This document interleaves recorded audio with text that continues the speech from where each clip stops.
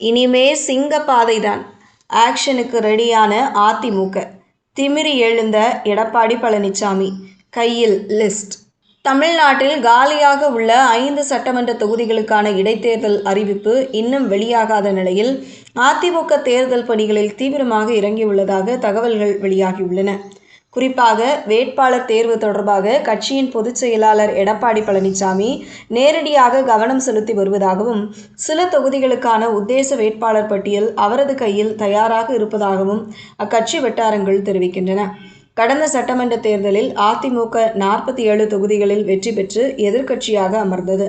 ஆனால் தேர்தலுக்கு பிறகு அரசியல் சூழல் வேகமாக மாறியது. பெரும்பான்மை இல்லாமல் ஆட்சி அமைத்த தமிழக வெற்றிக் கழகம் அதிமுகவில் இருந்து பல எம்எல்ஏக்களின் ஆதரவை பெற்றது. பின்னர் அரசியல் பரபரப்புக்கு மத்தியில் பெருந்துறை, தாராபுரம், மதுராந்தகம் மற்றும் அம்பாசமுத்திரம் தொகுதிகளைச் சேர்ந்த அதிமுக எம்எல்ஏக்கள் தங்கள் பதவிகளை ராஜினாமா செய்து தமிழக வெற்றிக் கழகத்தில் இணைந்தனர். இதனுடன் முதலமைச்சர் விஜய் வெற்றி பெற்று பின்னர் ராஜினாமா செய்த திருச்சி கிழக்கு தொகுதியும் சேர்ந்து தற்போது 5 சட்டமன்ற தொகுதிகள் காலியாக உள்ளன. இந்த தொகுதிகளுக்கான இடைத்தேர்தல் விரைவில் நடைபெறும் என்று எதிர்பார்க்கப்படுகிறது. இந்த சூழலில்